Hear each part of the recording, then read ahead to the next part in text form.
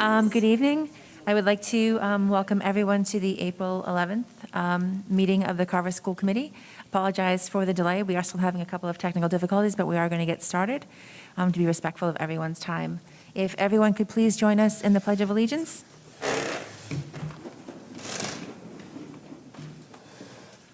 Pledge allegiance to the flag of the United States of America and to the republic for which it stands, one nation, under God, indivisible, with liberty and justice for all.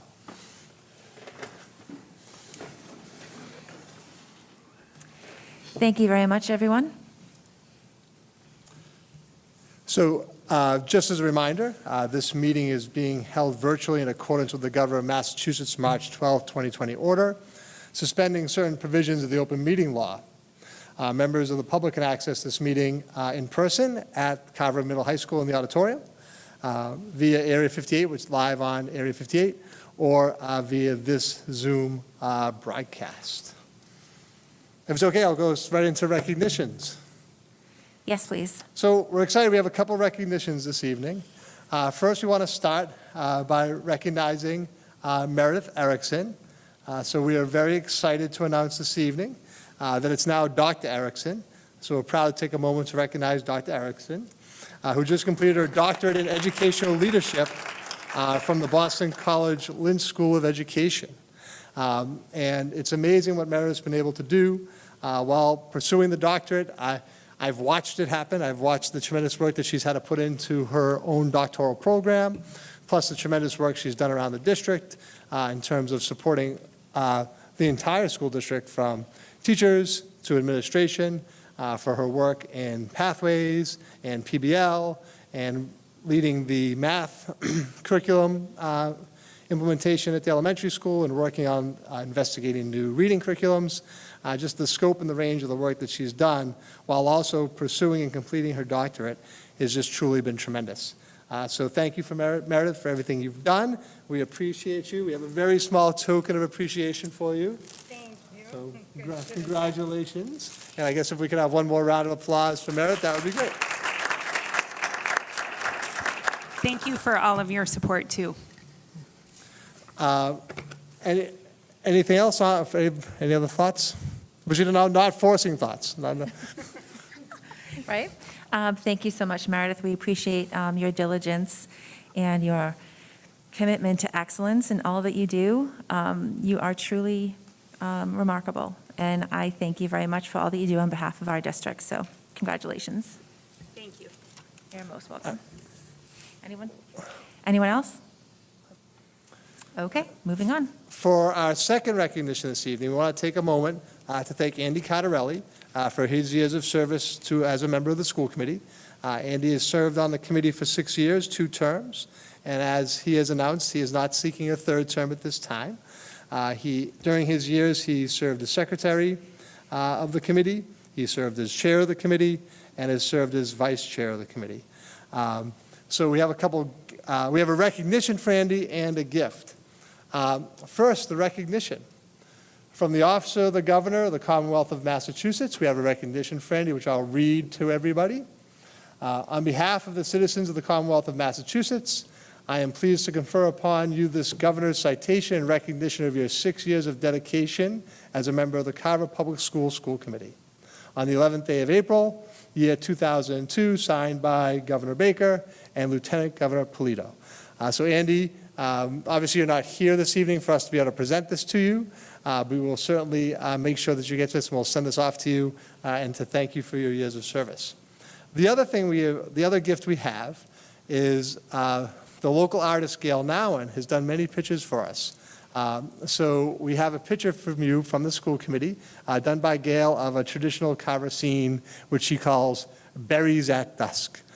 So Andy will be sending you off the picture of the traditional Carver scene of Berries at Dusk and the recognition from the governor and lieutenant governor. And Andy, thank you for your years of service on the school committee.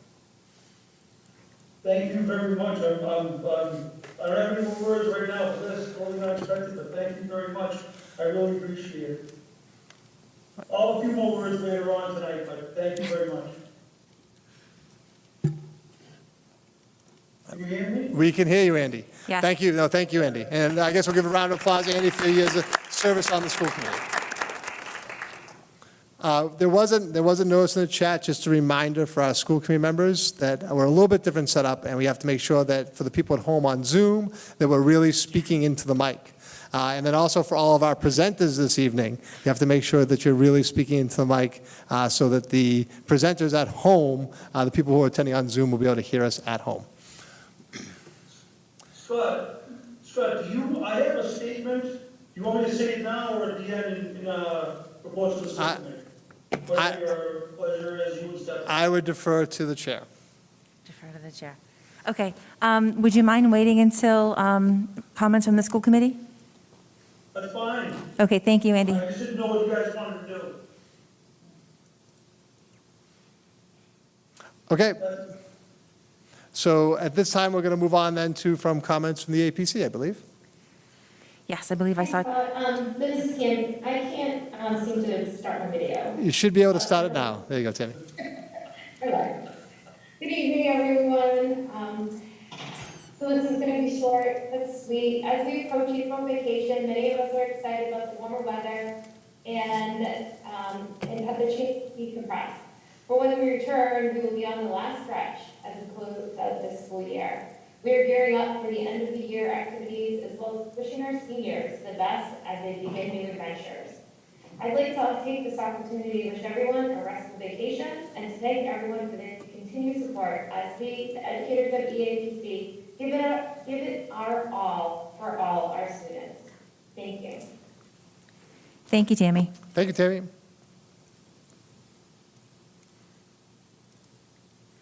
Okay, so now we are going to move on to comments from the Student Council. And we have Jay Peters from the Student Council here with us this evening. So welcome, Jay.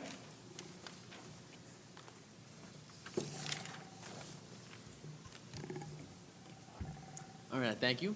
So good evening, everyone. So just a few updates from Student Council. I'm sorry, Jay. Microphone. Yeah, if you could really lean into the mic, that would be great. Microphone. Thanks. All right. So good evening, everyone. I'm Jay Peters from Student Council. Just a few updates from the past month of things that we've been doing. So last week we attended the spring Cmass conference, which is the Southeastern Massachusetts Association of Student Councils.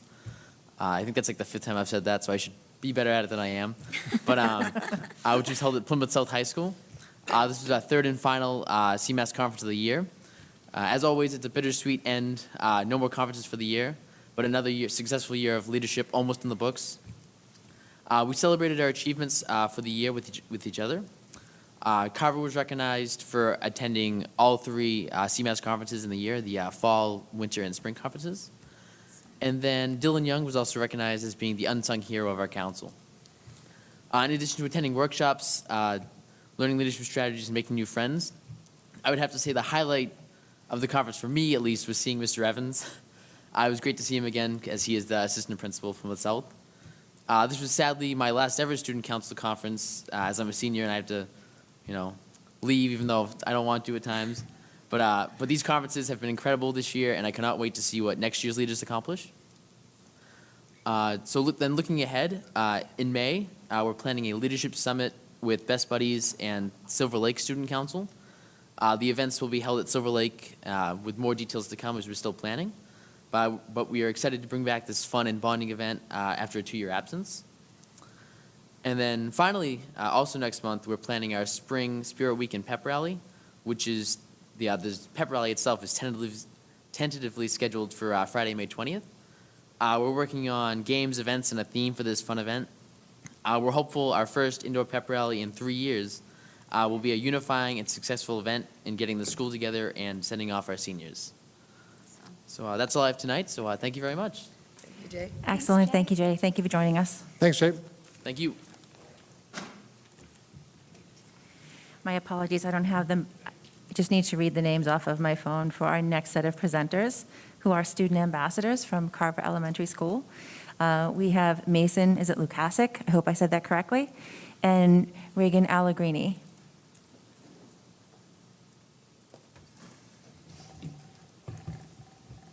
If you could also speak directly into the microphone so everyone at home can hear you. Thank you. Hello, I am Mason Lukasik. Good evening. I'm Reagan Allegrini, and we are student ambassadors from CES. We want to share some of the great activities happening at our school. Take it away, Reagan. Mr. Allaire created a new game. Well, he borrowed it from the Dutch. Korfbal is a ball sport with similarities to netball and basketball. So much fun. The Jungle Book had a cast of 70 students and was directed by our very own Miss Cramp.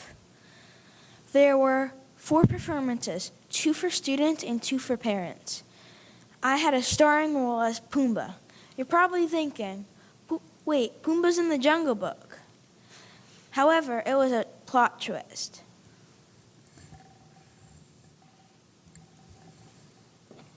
Fifth graders wrote persuasive essays. The topic was one thing you would change about school. Our essays went to a variety of people, including Mr. Neef. Logan wrote about having half days on Friday. Kylie's essay was about a class pet for each classroom. Connor did his about 4-day school weeks. I'm sorry, I think we're having trouble with the volume at home. Someone's telling me in the chat that they cannot hear.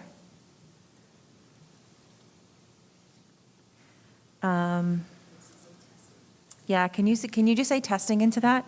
Testing. We just want everyone to be able to hear you, because everything you have to say is very important to all of us. And Reagan, can you try as well? Just right onto the Testing. mic. There you go. All right. Andy and Colleen, could you hear them? Colleen is saying she cannot hear.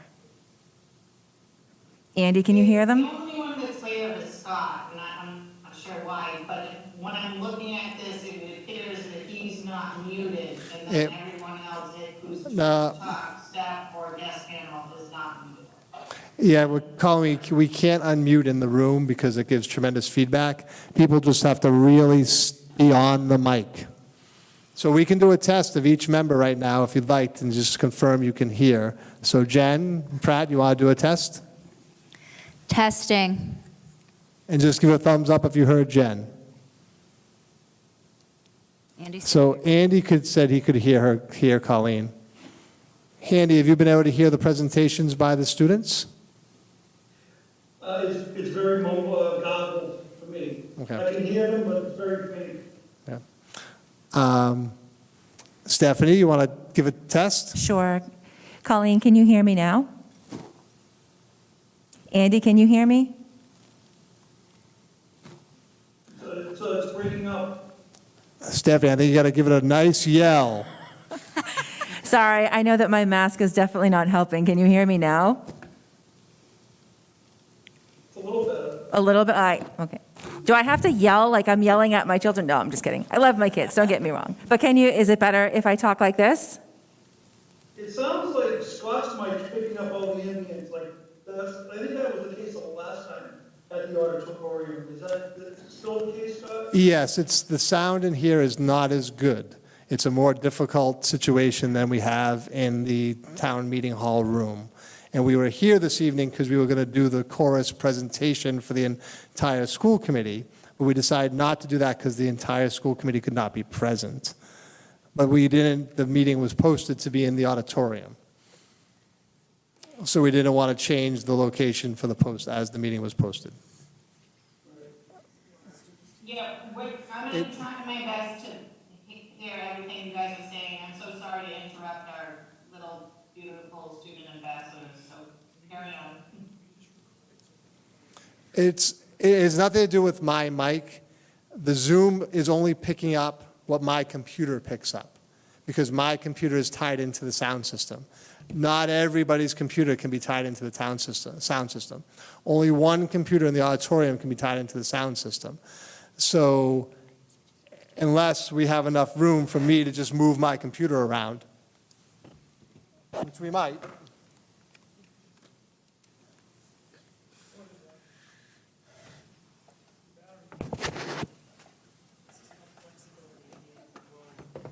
But you're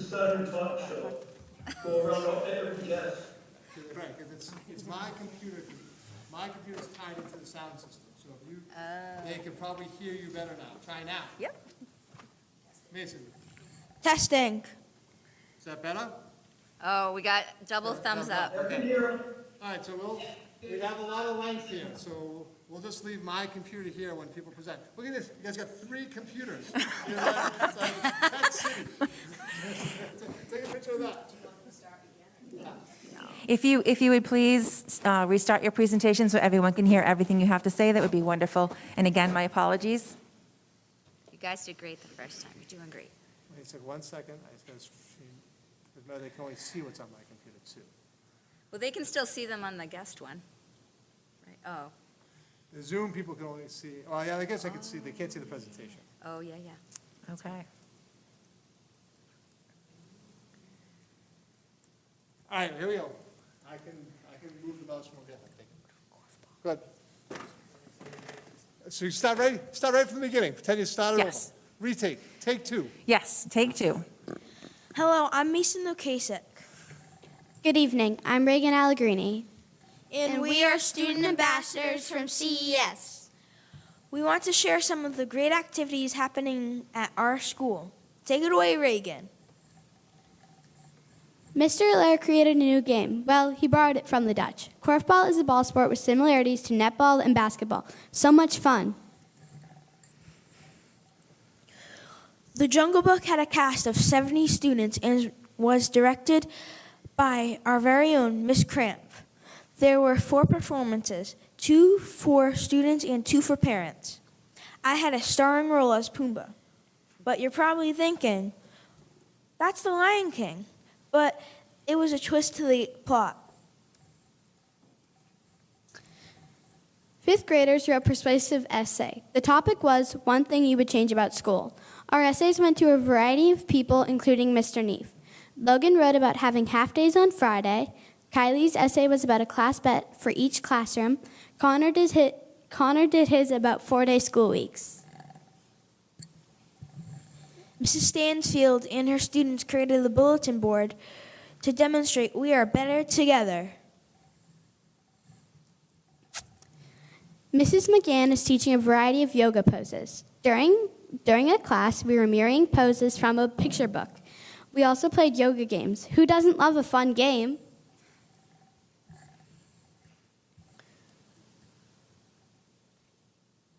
Try It Tuesday is new this year to our school. The cafeteria has a variety of options on Tuesdays to expand students' palates. Because of my persuasive essay, we have taken steps to have outdoor dining for 5th grade. Every class will enjoy dining al fresco with their classroom peers. Nice. Mr. Ubaldo's class experimented making moon craters from different angles and forces. We learned that when there is more force, the bigger the crater is. Students' crater experiments all varied due to the force and angles of marble droppings.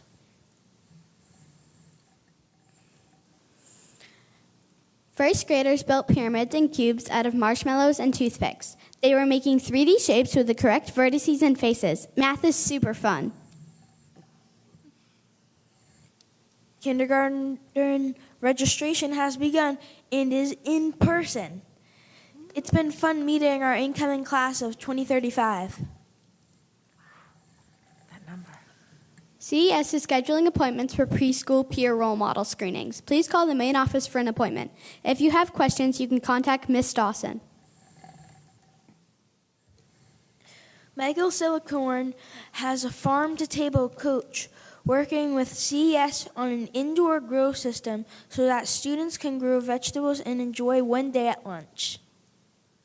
Nice. Thank you for listening and supporting Carver Elementary. We would like to say thank you to our very own Mrs. Steed and Miss Dawson. Thank you for taking the time to meet with us at lunch and in the mornings. We greatly appreciate you. Excellent.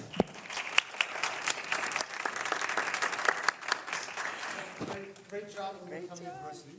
So I don't know if you have any questions, Deb, or just you both did an outstanding job. So thank you very much. Any comments or Jen? No questions. You guys did a great job. Yes, you did great. Thank you so much for being patient with our technology issues. Thank you. Fantastic. Thank you, thank you. Thank you. Back and forth, I think. You may be bouncing back. Okay, so that brings us to comments from the general public. So if there is anyone that is currently in the room with us that would like to speak, you are welcome to come up to the table. And we ask that you please speak directly into the microphone. And if there is anyone on Zoom that would like to speak, if you could please put your name in the chat. Thank you.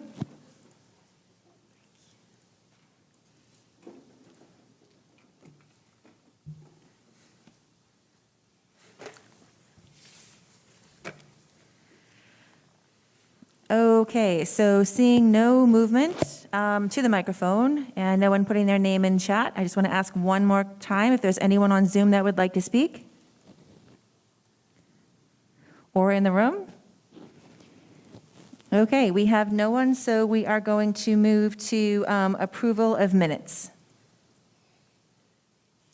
I'll make a motion that we approve the open session minutes from March 14th, 2022. I'll second. Okay, we have a motion and we have a second. We will be doing all of our votes via roll call because we have members that are attending virtually. So, Andy Cardarelli, Andy Carver, aye. Colleen Zanussi, Colleen Zanuski, aye. Jen Pratt, Jennifer Pratt, aye. Kelly Nemi, Kelly Nemi, aye. Stephanie Clarity, aye. It's unanimous. Thank you, everyone. And that brings us to communications, and we have two this evening. Yeah, we have two communications this evening, and both are related to our technology teacher, Dave Aruda. So Dave, if we'd love to have you come up if you can, that would be great. And I'll move my computer over there, so if Dave wants to say a few things, well, actually, I don't know if it's going to be here. I'll go first.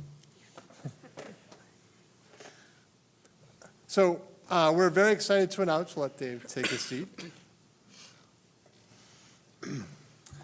We're very excited to announce that Dave has been named one of 5 finalists for the Kraft Foundation STEM Teacher of the Year Award in Massachusetts. Patriots owner, we can applaud for that. Patriots owner Robert Kraft and the foundation, started the foundation, Patriots owner Robert Kraft started the Massachusetts STEM Teacher of the Year initiative in 2012. The goal of the program is to recognize and honor Massachusetts STEM teachers who make significant contributions to education and promote and impact the field of STEM and technology. The winning teacher is honored with tickets to a Patriots home game and is invited to serve on the Governor's STEM Advisory Council for 1 year. Each finalist receives a $1,000 award to support their program. So Dave's receiving a $1,000 award to support the MET program here at Carver Middle High School. And if he's selected as the winner, he would receive a $5,000 award to support his programming here at the Carver Middle High School. The criteria for the selection are being a full-time STEM teacher in Massachusetts in a public or private school, being skilled in implementing effective teaching strategies, being able to explain your personal teaching philosophy, being able to inspire students in STEM-related topics, showing involvement and leadership in student-related extracurricular activities, and being respected by students, parents, and coworkers. Going through those criteria, Dave certainly meets all of those, and certainly has inspired a lot of our students in terms of their interest and thought and love of technology. And we're really excited about all the work Dave's been doing. I think it's outstanding that he has been selected as a finalist, and we're hoping that he will become the winner. Now, they actually surprised Dave. He did not know, I don't believe he even knew that he was nominated. Trying to show the picture, here it is. So here are some representatives from the Kraft Foundation who arrived at school, went down to Dave's classroom and said, "You're one of our finalists." So Dave, congratulations, we're really excited, and just an outstanding job you've done here in the Carver Public Schools in terms of building out the MET pathway. So I don't know if you have any thoughts about being a finalist of Teacher of the Year. Thank you, Mr. Nave. Can they hear me? You gotta talk way into Right Just into get the right mic. on the mic, nice and loud, right on the mic. I think So yeah, it's incredible. I think I just feel lucky to be able to come to a job that I love every day and to make a difference. And when you look at individual accolades like this, it really is a reflection on more than just one individual. It really is a team thing. And I think that, you know, having come to Carver, I found a wonderful place to work and a place where I'm well supported from the top right on down to my students in my classroom. And I think this is really for everybody when you think about it. And I'm just humbled by this. So hopefully things will go well on Friday at the interview and, you know, get a little bit more support for our program. Thank you. All right, congratulations. Yes. And Dave, I don't know if you want to stay because the next communication's about the showcase. Okay. Thank you very much. And congratulations. So we just wanted the committee and the community to know, we're going to be hosting our first annual Carver Middle High School MET Pathway Showcase event on Thursday, May 5th from 3 to 5. All the members of the committee are invited to attend. The best way to show our progress in the development of our MET pathway is to highlight the great work that our students have been doing this year. The purpose of this year's showcase is to host representatives from local businesses who are involved in manufacturing, engineering, technology, and robotics, and show them what our program's all about and all the skills that our students are developing. And the goal really is to develop a partnership with some of these businesses over the next couple of years, so we have connections in the community with local manufacturers, with the goal of eventually some of those manufacturers taking in our students and members of the innovation pathway as interns. We're going to call it an action fair because we're actually going to have the students here representing some of the work and the projects they've done this year. Obviously, Dave will be here, Mr. Schultz, Mrs. Erickson. We're inviting some local news organizations. We're inviting our local representatives, and we're doing some outreach to all the manufacturers. We've been working with Mass Hire, and we have a list of manufacturers from Southeastern Mass that we're going to be inviting to the showcase.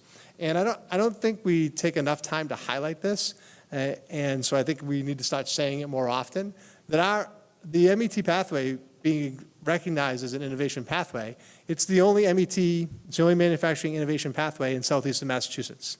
So we have the only program that's been so designated by the state in our region, and I think we do need to celebrate that and kind of shout that from the mountaintops. So this showcase is an opportunity to do that. Now, this is not, I want to be clear, this is not this event is not open to the public. It's specifically designed for us to build these partnerships with these local manufacturers.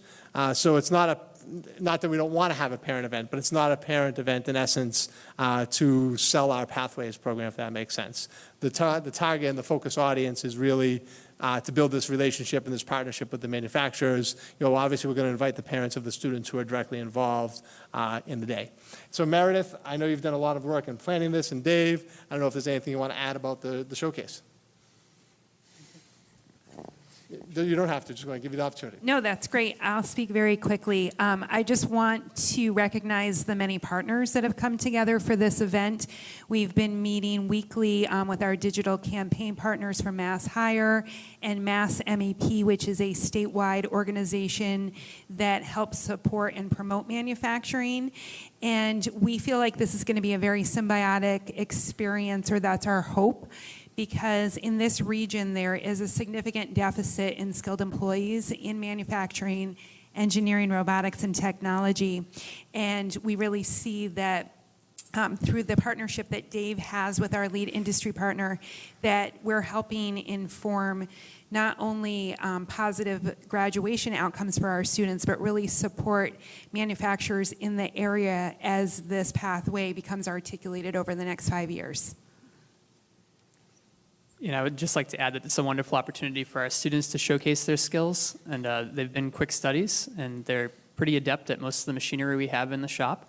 So as a part of this fair, they'll actually be doing things. They'll be showing the folks walking through how they are able to use the equipment and some of the CAD software they've run. They'll be able to talk about their projects, and it's be really interactive and a great way for them to kind of show others what they've been up to as well. So it's a really good opportunity, I think, across the board, not only to showcase our program, but for our students to be a big voice in that. Excellent. And the only thing we'll say is hopefully we'll be inviting Dave back in June because he's actually won the award as the Kraft Foundation STEM Teacher of the Year. Congratulations, Dave. Thank you. Thank you very much. Yeah, absolutely. Thank you so very much. This is very exciting news, and thank you for all of your efforts and your hard work, and thank you, Dr. Erison, for all your efforts and hard work, Mr. Schultz and the rest of the staff, and I look forward to May 5th. It's going to be great to actually see our students, all the things that we hear about, to actually physically see them is going to be amazing, so thank you very much. Yeah, and if I may, I'll just say good luck on Friday. And I know at our last meeting, you brought the DNA models, and the students that presented, you could see the enthusiasm. I remember one time we toured the school and we got to see the robotics. They were battling, in a little competition. And it's just amazing at what these kids are creating in high school. And so I appreciate the passion and the enthusiasm that you bring to our school and to the MET pathway, and good luck Friday. Thank you. I apologize, my voice is going, but best of luck to you on Friday. I got to tell you, I've been bragging all over town about the kids who came and demonstrated the DNA model. I'm absolutely flabbergasted about what they can do, and I'm so excited for the showcase. Can't wait. Great. Look forward to seeing you all there. Thank you. It is amazing. Thanks, Dave. Receive Andy or Colleen, do you want to have any thoughts you want to add? Andy or Colleen, did you have anything you wanted to add? No? Yes? Andy looks like he's trying.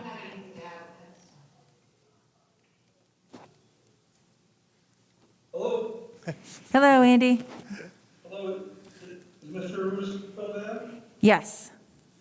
I can't sit him. I just want to say, I think this is terrific news. Congratulations on your nomination. And I'm very excited about, as I mentioned before, about the Pathways programs and the MET program coming in, that show. That's really exciting. And you guys, everybody should be very proud of all of their actions to get us this far. I'm really excited about that. But I have one more question for Mr. Arruda. If you win, can you get Mac Jones down to the school? Well, Mr. Schultz has already been lobbying for season tickets for us, so. Yeah. In their literature, they say they invite him to a game. Not he does. I don't think he gets to invite Mac Jones here, but we could try. Can't hurt to ask, right? Yes, thank you very much, Mr. Reuter, and congratulations. Look forward to hearing about how your interview goes, so thank you very much. Thank you. Okay, and that brings,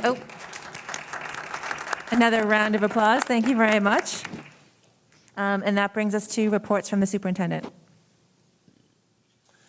So starting with our personnel updates. So since we last met, we've had a few new hires. Cody Nickerson is an ESP at the middle high school. Madeline French is a grade 5 teacher at the elementary school. Madeline was actually doing a one-year position for us this year, and now she's moving into a full-time position. Joshua Amoral as a third shift custodian at the middle high school. Jen Lyman is a long-term substitute teacher for kindergarten at the elementary school. Since we last met, we did have one resignation. So we want to announce that the assistant principal at Carver Middle High School, Mike Martin, has decided to resign his position effective on the last day of April vacation. We're currently in the process, the position's been posted, and we're currently going through the process of searching for an interim assistant principal who would serve out the remainder of this year. And then we would look to move forward, and we would reopen the position and advertise it for a full-time position for next year. So it's be kind of a two-step process in terms of long-term selection of a new assistant principal at the middle high school. Ready to go into COVID updates? Yes, please. Okay. So our numbers actually, in comparison to last time we met, are down a little bit, though the past couple days we've seen a little bit of an uptick. So if we look at the state's numbers as we have over time in terms of the reports, over the last 14 days, as of last Thursday, April 7th, the case count in Carver was only 7, so there were only 7 positive cases reported to the state. We also have to remember at this time that the state only gets those tests that are taken, it doesn't involve, that does not represent any at-home tests. So those are not being reported to the state. But in comparison to last time we met, we had 12 cases over a 2-week span. The average daily incident rate over the last 2 weeks was 4.1 in comparison to 7 last time we met.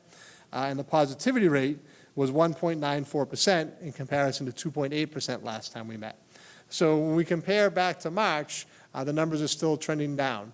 And we've had several days when we've done the COVID dashboard where we've only had maybe 1 positive case in the district or 0 positive cases in the district. Though I will say in the last couple days we've had a little bit of an uptick. I'll show you the dashboard as of today, which represents our current case count as of today, April 11th. So the elementary school is actually good. We have no active cases among staff or students at the elementary school at this time. At the middle high school, we have had a few positive cases over the last few days. So we currently have 5 students with an active case of COVID-19. We have 1 student in quarantine or isolation. And we have 3 employees at the middle high school who have an active case. So we have a total of 8 active cases right now, which, as I said, is a little bit higher than we've been over the last couple of months. The other thing that I want to make the committee aware of is on Friday, the state announced that they plan to continue the at-home testing program currently being offered. That program was originally only going to be in place through the end of April vacation. So the last set of tests was supposed to be delivered this week to those families and staff members who signed up to receive the weekly at-home test kit for them to test before coming to school each week. So the state is continuing that. I do feel like I'm going to survey the community again this week, and put it out to the people who are currently involved in the program to see if they want to continue. I know some of our own staff has said that there has been that they're stockpiling some of the tests a little bit, and maybe even though they've been receiving the test, they haven't been taking it weekly and been using it more as an as-needed basis. So I'm just going to put it back out to everybody and say, this is going to continue. The state has not given an end date. They didn't say it's going to be through the end of the year. They just said they're going to reevaluate in May. So they're going to continue at least for a couple weeks. So for those people who are currently participating in the program, I will reach out to them this week and see if they want to continue. And I might put it out to the whole community again to see maybe there's someone who wants to join in. Because you can really join that program at any time. And we'll create kind of a new list, and we'll go through the same process of distributing those tests to students and staff after vacation. So there is going to be a distribution this week, and then there'll be a distribution for those who want to continue the week after April vacation. But I wanted to give the committee that kind of an update in terms of COVID. Besides that, I don't know if there's any questions from the members of the committee. Does anyone have any questions for Mr. Neve? Okay, it looks like we're all set. Thank you, Scott. Okay, so at this time, I'm excited to announce that Phyllis Bowie is here with us, the athletic director, and Phyllis is going to come forward and kind of give us an update on winter sports. And we talked about this at our last meeting in terms of kind of doing an overview of the great things that have been accomplished, the great things that had happened during the winter sports season. Phyllis, I'm going to bring this over there if that's okay. Okay. Because I can go through the... Just to make sure everyone can hear you. So the mic and this, you should be good. Okay. It's like the Chronicles of the Traveling Laptop. Yeah. Well, I know, right? I'm going to sit here because I have to... But thank you for your patience. Yeah. We also want to make sure that everyone at home can hear Mrs. Bowie speak, so thank you. Good evening, everyone. I hope everybody can hear me.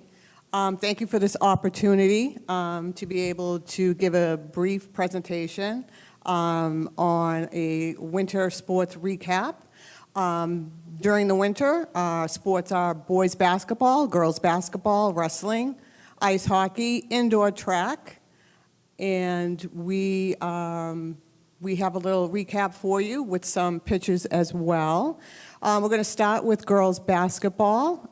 Some of the season highlights. The season record was 12-9.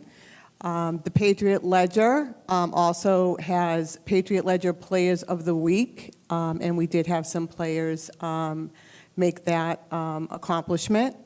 The girls varsity team also went on in tournament as far as the tournament Elite 8. We also had some youth basketball halftime shows, and also with the unified team. It's a great building experience for the youth teams, the unified team, and our own high school basketball teams. As you know, we belong to the South Shore League. There are 10 schools in the South Shore League, and every sport there are nominations for All-Stars. So the girls basketball All-Stars this year were Ashley Johnson, Abby Johnson, and Havana Pina. For boys basketball, the season highlight, they had a 10-9 record. The boys also made the tournament to round of 32.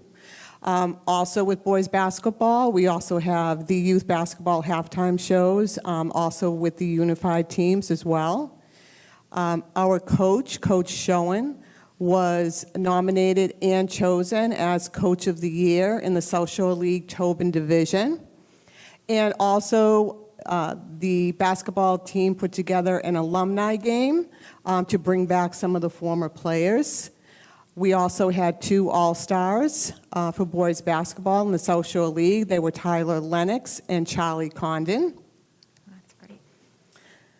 For wrestling, some of you may not know, but we do have quite a few season highlights. We had Joe Tully, who went 3-2 at the New England's Championship Tournament. We also had 2 wrestlers, Joe Tully and Bob Perry, who advanced to All States. And we also had 5 wrestlers that advanced to D3 states. They were Joe Tully, Bob Perry, Eric Demers, Carlos Thomas, and Colson Tully. Those 5 athletes also were named the South Shore League All-Stars as well. And also, the South Shore League Wrestler of the Year was Joe Tully. So we had many accomplishments in wrestling as well. We have a winter track and field. Season highlights, the boys' record was 4-3, and they took 2nd place in the league. The girls' record was 4-3. They were the South Shore League Tobin champions. And the girls' track coach, Sean Carey, was also nominated and named Coach of the Year. We had some state qualifiers for winter track. We had Julia Pierce in the 55-meter. We had Julian Grant in the 55 and the 4x200. We had Matt Buck for the 100. Cam Elaine, the 4x200. Corey Johnson, the 4x200, and Ryan Rutherford, also the 4x200. And we also had South Shore League All-Stars, Julian Grant, Matthew Buck, Claudia Pierce, and Paige Medico. For ice hockey this season, this is a co-op that we have with Wareham High School. Some of the season highlights were the South Coast Conference All-Star was Maddie Butler. The honorable mentions went to Nolan Kaiser and Cole Blankenship. Olivia Sontag received the Individual Sportsmanship Award, and the Team Sportsmanship Award for the 3rd time was also received, and it is the 3rd time in 4 years that Carver Wareham has received this accomplishment and this award. Gymnastics is also a co-op with Middleborough. We did have a winless season, but they were all very close scores. The MVP was Jessica Baldwin, and Jessica Baldwin also finished 5th in the all-around. New this year, we have esports, which is now recognized by the MIAA, and some of the highlights. 10 students are on the team. They are from grades 8 through 12. They compete in 2 games. One is called the Super Smash Brother Ultimate, and the other is the Mario Kart 8 Deluxe. Smash Brothers team is ranked 7th out of 55, and Mario Kart team is ranked 52nd out of 213, and their overall combined record is 9-3. So that's what we have for the recap for winter sports. We've just begun spring sports. We're only a couple of weeks in. That began on March 21st. Our spring sports are baseball, softball, track, and boys tennis. Our numbers are very impressive this spring. We have approximately 150 student athletes that are participating in the program. We have about 6 weeks left of events, so we're really looking forward to a good season. Very happy to say that the weather has been very cooperative. Sometimes in the spring it is not and kind of holds us back a little bit, so we've been very lucky. I'd also like to take this opportunity to thank our groundskeepers, Jim and Nick. They do such an outstanding job in maintaining our fields, the effort and the hard work that they put in, making sure our fields are always ready for game day especially. It really doesn't go unnoticed when you drive through our complex. So just want to give a big thank you to them as well. That is wonderful. Thank you very much for coming and for sharing all of those amazing accomplishments by our athletes. I mean, that's outstanding. So thank you very much for coming and taking the time to do this for us. We all appreciate it. Anyone? Thank you very much for having me. Absolutely. It's always exciting to hear what's happening in our athletic programs. Sports for many students is what drives them to want to excel academically. And so having strong, thriving sports programs is important for a strong, thriving school. And so thank you for your work. Thank you very much. Yes. Thank you. All right, moving on to the curriculum overview for elementary and science social studies. This continues our kind of year-long series where we've been taking a look at the different curriculum areas at both the middle high school and at the elementary school. So Dr. Erickson is going to take us through the curriculum overview for elementary science and social studies. And I think since she's sitting right next to me, actually, she's going to pick it up just fine. Yes, hopefully.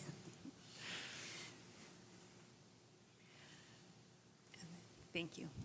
All right, so it's my pleasure today to represent the teachers and administration of the elementary school to talk about two of my favorite content areas, science and social studies, and to explain how those are delivered at the elementary school. So in terms of a big picture itinerary, I'll talk first about science and then about history and social science, and then discuss some resources and constraints and opportunities in both of those. Thank you. Yeah, I think you have to click. Okay, can you go to the next one? No, it's okay. Or I can click on yours if you want. All right.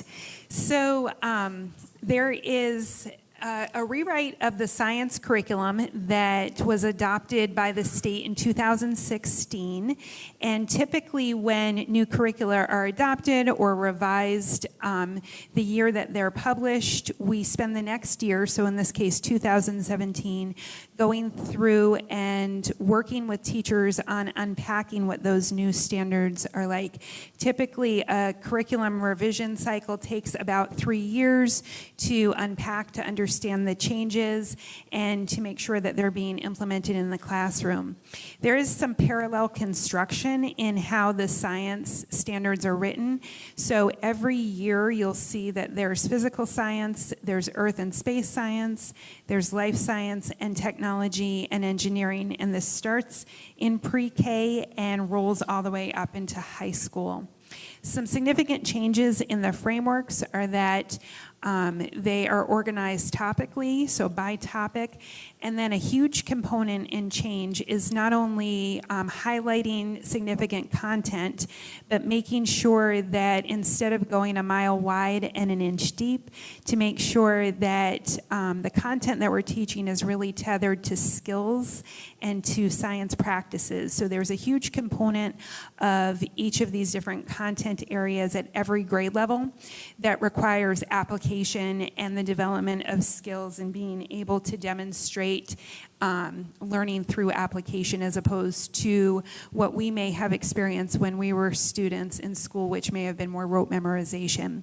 So on the right-hand side of the screen, you can see some of the skills and practices that are highlighted in science. And again, this carries pre-K through 12. So really helping students as young as 3 and 4 years old, and then all the way up to 17 and 18, make sure that they are inquiry-based, they wonder, they're curious, they know how to ask questions, that they understand models, that they understand that investigation can be heavily rooted in data, and that they themselves understand how to collect and analyze data. The component of computational thinking, which can be very interdisciplinary to other content areas, including math, making sure that students can construct explanations and design solutions, and then engage in argument from evidence, which again is carried over to other frameworks, so not just science. Thank you. So in terms of the elementary progression, these are the large themes that exist pre-K through 5. I won't read them all for you, but these are overarching themes. So before, when I mentioned that you'll see physical science, you'll see life science, you'll see earth and space, they all relate to this notion for pre-K of the world around me. And then in kindergarten, reasons for change. And there's some real intentionality to this coherent progression based on what's developmentally appropriate for children. So obviously with pre-K, they're young learners, they're very tactile, they're very mobile, and the idea is that that process of being curious and investigation is really harnessed, and that it starts them off on the right foot to be able to continue to be inquiry-based throughout their education. And then in terms of resources that are provided, we ran a science institute during the summer of 2018. We had large participation from our elementary school. And one of the nice things about this institute is we were able to have Michelle Littleton, our science department chair, and Sean Lyman, a physics teacher and a teacher in our environmental and agricultural sciences pathway, help me run the institute, and we were able to provide a very differentiated and grade-based approach to that. And it was nice to be able to have high school dip down into elementary school and work with those teachers, and more importantly, to develop networks and connections district-wide. And that carried over beyond 2018. Mr. Lyman has done a number of things, as you saw in the elementary presentation tonight, to stay connected to the young learners at the elementary school. And they also came and participated in our Pathways Fair. Likewise, we were able to have teachers during that experience develop project-based lessons that we curated. So Scott, if you'll click on the website to our left, yep. This is our elementary, you can just click. Sorry. This is our elementary teaching and learning website that's available for all teachers, and it's organized with some parallel construction. So teachers can go right in, whether they're new to the district or whether they've been here for decades. They can click on science, and within science, there is an articulated scope and sequence that talks about the main topics of each grade level, what they're supposed to be teaching. And then under sample units, there are different resources that our teachers have created based on these new frameworks, and it's an area that we need to continue to develop. Right now we have at least one project-based unit that they showcased for each trimester, but as time goes on, we'll continue to develop these. COVID obviously put a wrench in continuing this during the past couple of years, but we're really grateful for this support. If we go back to, yeah, thank you. The other thing I want to talk about is some tech resources that we have. So Mystery Science is an opportunity that a lot of our teachers participate in and enjoy. And it is a structure that feels a little bit like Bill Nye the Science Guy. So there's Mystery Science Doug, and our teachers report really liking this. I polled teachers just to ask if they're still using it, and they are, and actually that supports the metrics that I'm able to go in and see. So last month we had 197 different Mystery Science science lessons that were conducted at the elementary school. And so that's about 6 lessons per classroom teacher. And we've had over 1,000 lessons at the elementary school this year. So that's about 7 a day going on at any given time. And they're built so that teachers and students can participate in a video-based or tech-based exploration for about 10 to 20 minutes, and then they break into some real hands-on application of the concepts that they learned. Again, they're inquiry-based, so the answers aren't provided right away. Students have to dig for them, so they develop that habit of mind, that perseverance, that grit. And then there's a small wrap-up at the end. The other tech enhancement that we've been able to provide this year for grades 3 through 12, but based on COVID, it's really being used more in grade 4 and up, is something called News ELA, where teachers can go in and can access reading content in current events, in science, in history, social science, and some novel studies. And it can be delivered seamlessly through Google Classroom, and it connects with our NWEA data. So students are able to receive reading content within their zone of proximal development. So rather than having like a static textbook that we had when we were kids, we may be able to get it, we may not, it may be too easy, maybe too hard. News ELA is differentiated based on each learner's reading ability, and the vocabulary and the sentence complexity is in that just right level so that they can access it and grow from that. We also have a plethora of local and regional resources for science. We're situated obviously right near the coast, in the heart of cranberry country. So we have lots of opportunity to have those experiences when it comes to environmental and agricultural sciences, as well as things like our 5th grade curriculum that looks at renewable energy resources and composting with the wind turbines that are nearby. I'm now going to segue into history, social science. No, I'm not. I'm actually going to share some constraints and superpowers that teachers were able to identify for teaching science.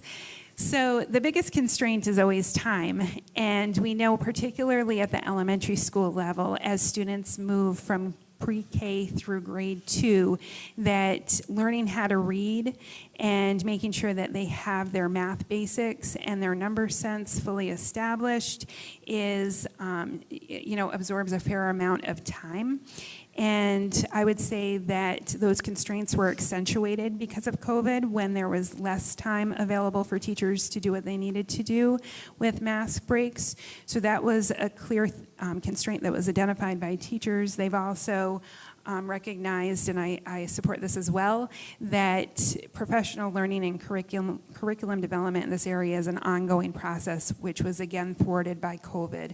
So we'll be bringing that back as part of our recovery effort. And then in terms of superpowers, teachers are still teaching science despite those constraints, but they often do so by integrating it into reading and writing. And they like to leverage the project-based learning supports that they created that again are on that website. And then some teachers identified that they protect instructional time. So even though there's that constraint, they say, this is our science time, it doesn't matter what else we're doing, we're going to make sure that we teach this, which is wonderful. Okay, moving into the 2017 history and social science frameworks. Not unlike science, there are very specific domains that are covered every single year, again, from pre-K all the way through 12th grade. So making sure that each year students have an opportunity to learn about history, but also civics and government, economics, and geography. Again, it's topical and application-based, but there's a huge component of our literacy standards that are dedicated to social science, and you'll see those reflected in the history social science frameworks. In terms of the skills and practices, they make sure that students over time develop the habits of mind so that they can become civically engaged adults, and that includes some of the same things we saw in science about conducting inquiries and making sure that you are interrogating different points of view, multiple sources, that you understand the purpose and the point of view from something that you're reading and how to distinguish fact from opinion, and then making sure that you have valid reasons that eventually support civic engagement. And then here you can see a similar coherent progression with different titles. And again, it's developmentally appropriate, so it mirrors what we used to call an expanding model or an expanding progression. So at the pre-K level, students are really learning about their lives and their family and the areas around them.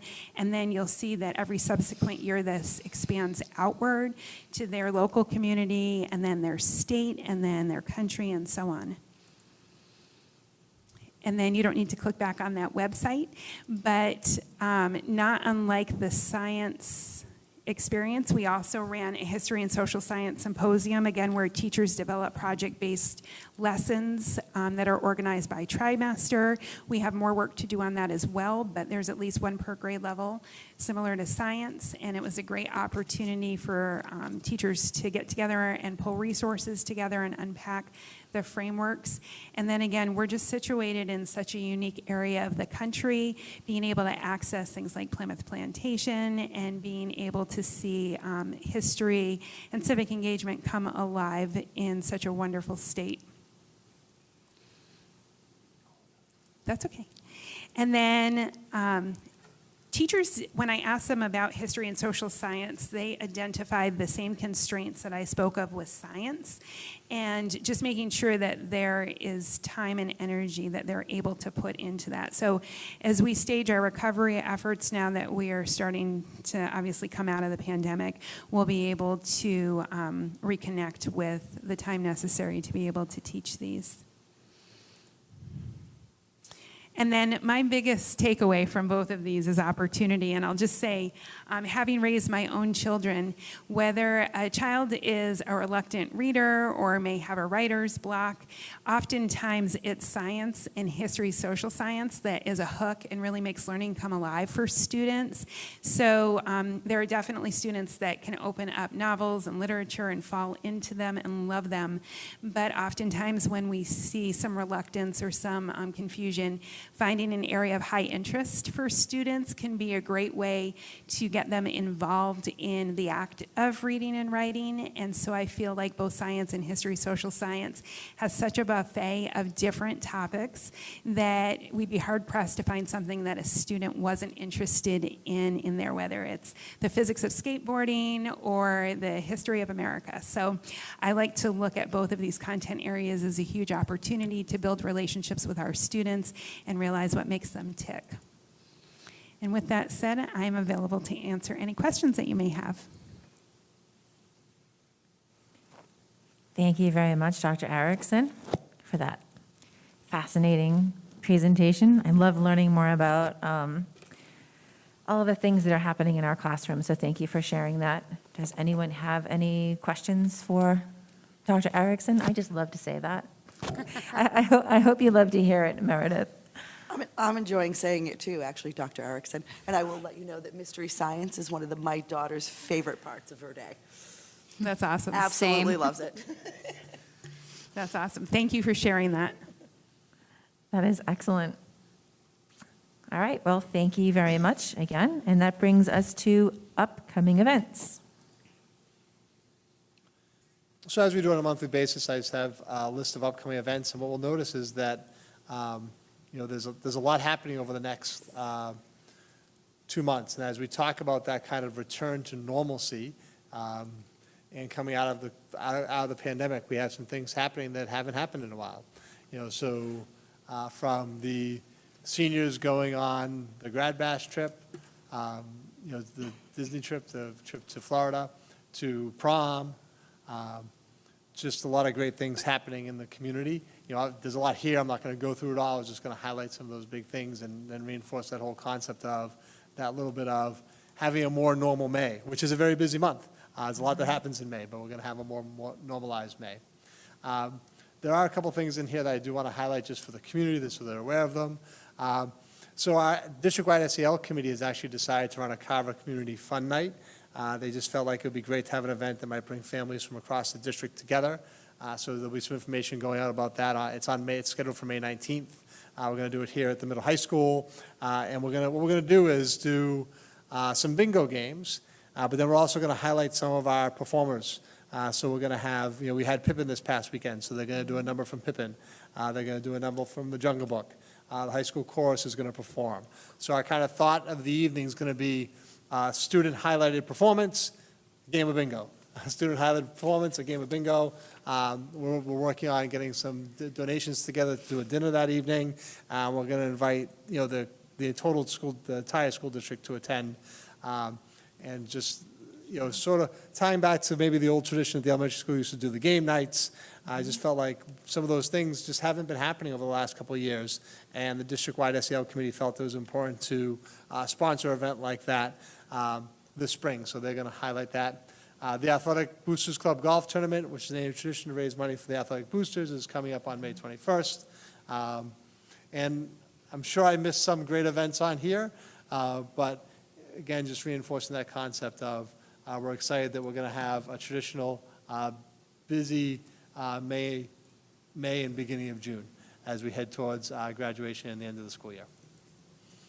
And obviously, the school committee and the members of the community are invited to attend and participate in all those events.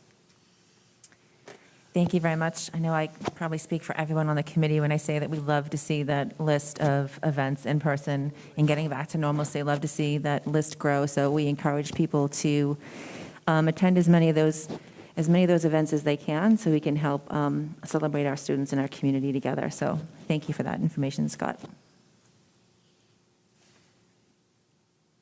Okay, and that brings us to recommendations from the superintendent. So the first one is a recommendation for next year's school calendar, for the 2022-2023 school calendar. There's a couple things here that are a little different than they have been the last couple years, so I want to highlight them and then open it up for discussion with the recommendation that the school committee approve the calendar this evening. The major change is we're making a recommendation of having 2 professional days prior to the start of the school year and 2 professional days during the school year. Going back several years, we used to actually have only 1 professional day before school started. We used to have 3 during the school year. And then the year that we were opening the new elementary school in 2018, there were some concerns that the project wasn't going to be finished. And so we made a decision to front load all of our professional days, which in essence gave us an extra week to complete the building. And then after we did that in 2018, the general feeling among staff and some members of the community who we talked to said that they were supportive of that schedule. Now that we've done that for a few years, this year there came to a recommendation from the administrative team to say we'd like to have the opportunity to not do all of our professional development towards the front of the year and to break it up a little bit. So I brought that to our professional development committee. The professional development committee took a look at it and said that they wanted to survey the staff. So in the fall, we actually sent out a survey to the staff and said what would be their preference, and we gave them 3 options. One would be to do 2 days prior to the start of school for students, and then 2 days during the year. One would do what we've done over the last several years, which is 3 days of PD, professional development, prior to the start of the school year, and 1 day during the year. Or to go back to the way we used to do it prior to 2018, of 1 day prior to the start of school and 3 professional days during the year. And the staff was actually very split on this. So 38% said they wanted to do 2 days prior and 2 days during the school year. 37% said they wanted to do what we've been doing over the last couple of years, which is 3 days prior and 1 during the school year. And 25% said they wanted to go back to the 1 day and then 3 days during the year. So I brought those survey results back to the professional development committee. We reviewed them. And the general feeling of the committee itself was they were actually supportive of doing the 2 days prior and 2 days during the school year. And the administration was looking to move in that direction to give the opportunity to do some follow-up PD instead of it having all be at the beginning of the year. So based on that, the recommendation of the professional development committee was to develop a calendar which would have 2 days prior to the start of school and have 2 professional days during the year. Why that's a big shift is if we go to that type of setup, that would have students return to school prior to Labor Day. So the way the calendar would read would be the professional days would be Monday, the 29th, and Tuesday, the 30th of August. The first day of school for students would be August 31st, and students would also go to school on Thursday, September 1st. Everyone would have 4 days for the Labor Day weekend, the 2nd, 3rd, 4th, and 5th, and students returning on the 6th. So that is the change in the recommendation for the calendar. The other things that would be a little bit different is we have added the Juneteenth holiday into the calendar. I know that obviously this year that caused some confusion because we didn't have that on the calendar, and then when we had so many snow wind days and we had to go past June 19th, people weren't realizing that that was a new state holiday. So we've added that onto the calendar, even though right now under the current presentation, the last day of school for students would be Thursday, June 15th. I will say that having the students start before Labor Day, the way the current schedule is currently constituted, gives us one additional day at the end of the year, but it does have students start a little bit earlier. The other thing that we have done is we've added the Jewish holidays into the notes section of the week in which they occur. So it's not a recommendation to take the Jewish holidays off, but we feel like they should be recognized on the calendar. So it's good information for the school community to be cognizant and aware of when the Jewish holidays are occurring as they're planning for student workload. So we've added, those in the past have not been on the calendar, so we've added those in. And I think that's a summary of the major changes in the calendar.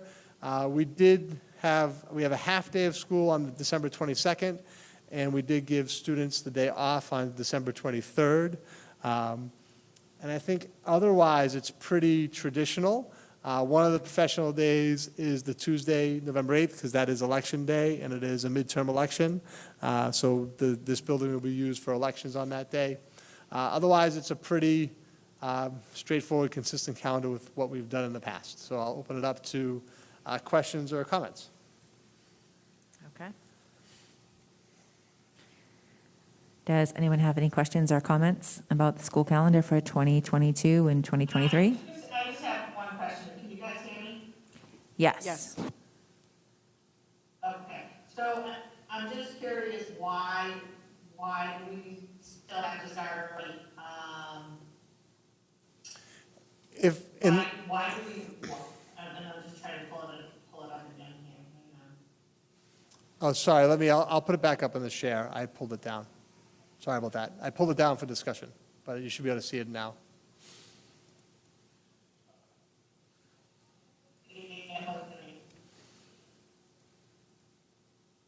Oh, no. So, Colleen, are you asking why we need to start before Labor Day? All right. So I'm just questioning why we have to start on 31st if they already have the 20th and 30th, and then the Friday the 2nd, and then the Monday 5th is the future friendly day. Why? I'm just curious. Why wouldn't you start on the 6th? What's the reason for starting on the 31st? Well, and the rationale would be that it's going to get us too late into the year in June. So you'd have to add those 2 days onto the end. So that would make, without any snow days, because of the June 19th holiday, the last day of school would be June 20th. So you'd also have that little funny thing where the students would have June 19th off, and then we'd have them come to school on June 20th. And then, obviously, we actually have the records for going back to the 90s. And a few years ago, Gina and I actually looked at them. And prior to this year, we averaged about a little less than 2 snow days a year, like over a 25-year period. So there's usually 1 or 2 snow days. Obviously, this year was an anomaly where we had 5. But next year, if we start after Labor Day and we have another year of an anomaly with 4 or 5 snow days, then you're back into going to school until June 27th and 28th. So I think that would be the recommendation, would to start those 2 days before Labor Day. I do think, and that's why I wanted to spend some time discussing it tonight, I do think the community as a whole likes it when the students start after Labor Day, but they have to think about the consequence of that on the back end of that. And it just makes the opportunity for students to go longer into June. Obviously, another change you could make is we do have that 1 day before Christmas. We could go all the way to December 24th. December 23rd. December 24th is a Saturday, so we could have a school day on December 23rd, and then that would have your if you started after Labor Day and had a school day on December 23rd, your last day of school would be June 16th. Once you had a snow day, you'd be kicking in again after the 19th, after the June 19th holiday. So that was the rationale, and I will say that it's pretty evenly split. I would actually think that more school districts in Massachusetts go back prior to Labor Day than before Labor Day. So this calendar is very consistent with what other school districts in the region do in terms of having a couple days of school prior to Labor Day. But something that the Carver Public Schools has not done since 2018. But prior to 2018, we always went to school before Labor Day for many, many years. At least 10, 15 years prior to that. Can you refresh my memory? Is Good Friday a contractually obligated day off? Yes.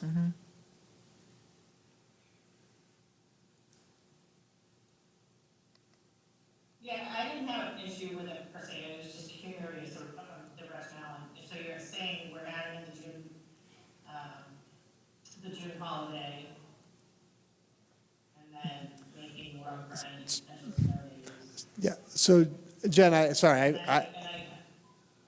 Colleen, I cut you off. Go ahead, why don't you finish? And then Jen, I misspoke. I need to clarify my answer to your question. So Colleen, I don't know if you have anything to add. No, I was saying I didn't have an issue with starting early per se, I was just curious of the rationale, and my understanding is saying because we're adding the June holiday and, trying to account for any potential extra snow days.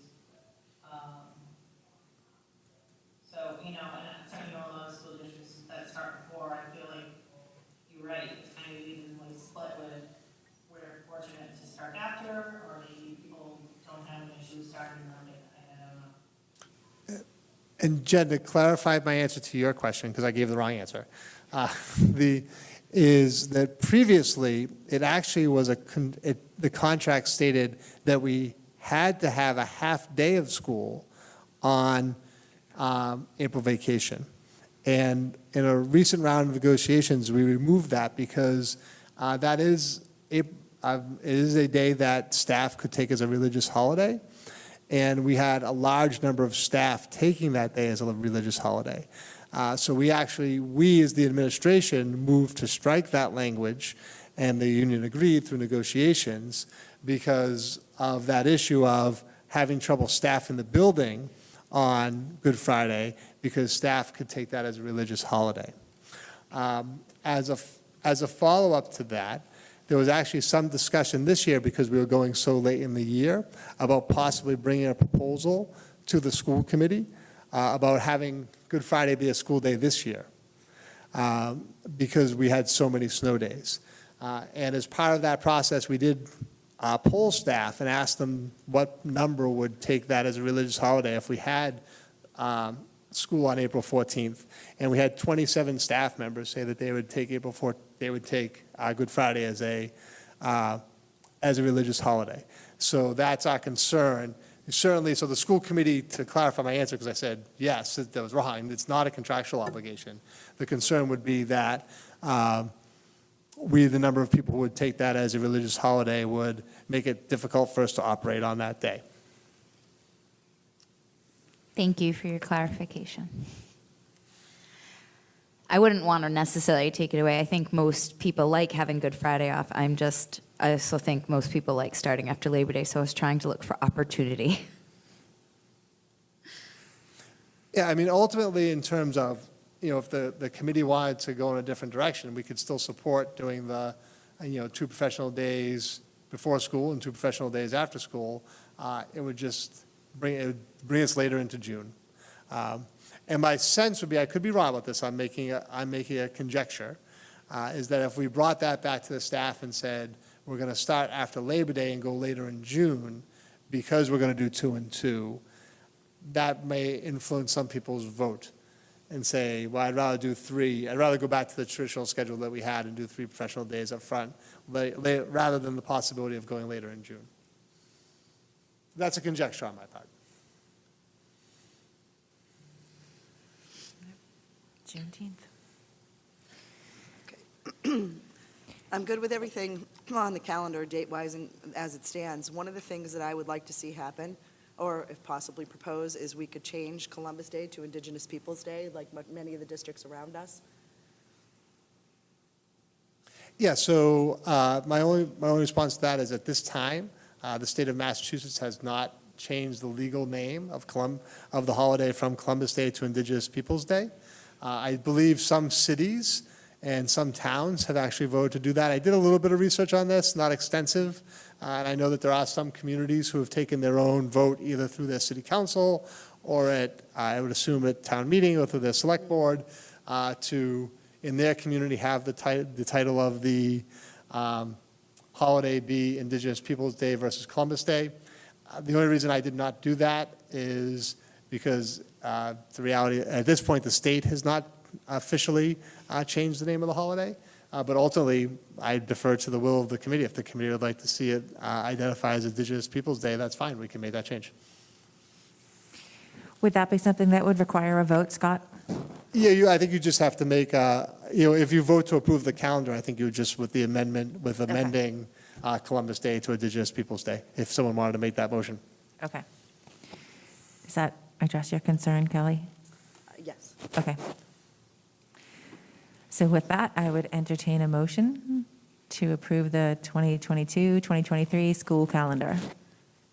I just want to make one other notation that in June, on the notes, it says graduation class of 22, and that should be amended to 23.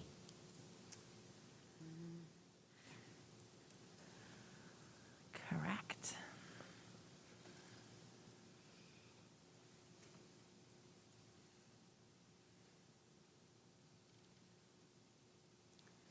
So we could just make a motion for it to be as amended?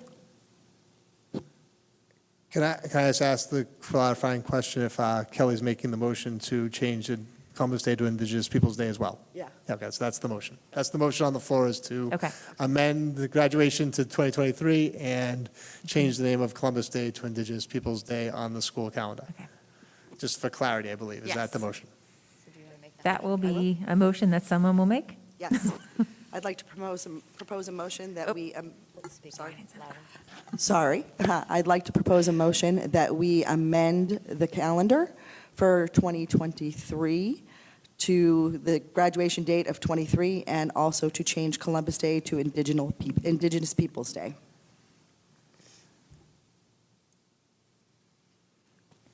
Okay, we have a motion. Do we have a second? I'll second. Okay, we have a motion and a second. Is there any further discussion about the motion? Are we also approving the calendar in its entirety in this motion? Yes. Yes. Yes. Okay, just wanted to clarify. Okay, so is there any further discussion? Andy, did you have something you wanted to say, or were you just preparing to vote?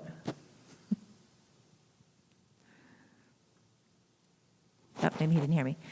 Okay, so Andy, did you look like you were getting ready to speak? Were you just getting ready to vote, or did you have something to add?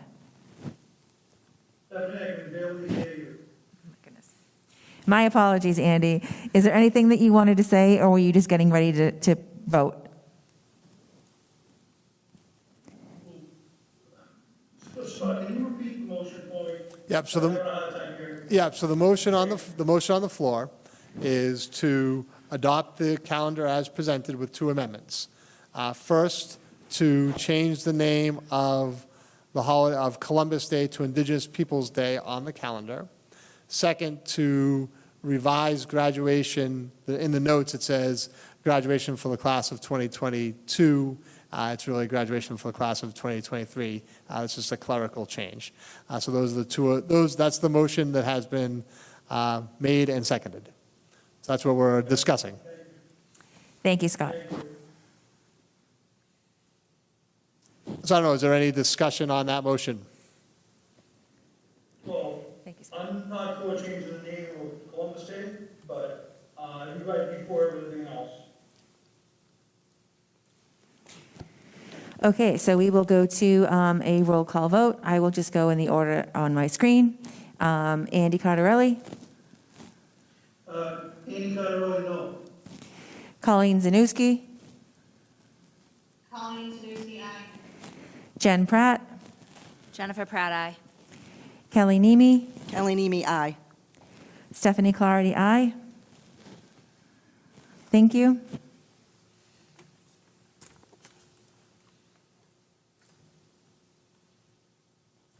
Sorry, just transitioning here on the No Zoom. worries.